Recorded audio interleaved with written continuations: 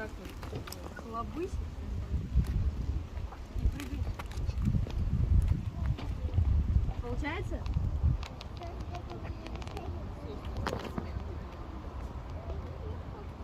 Такая, а почему по этому предмету уже говорить алло? Почему надо прыгать?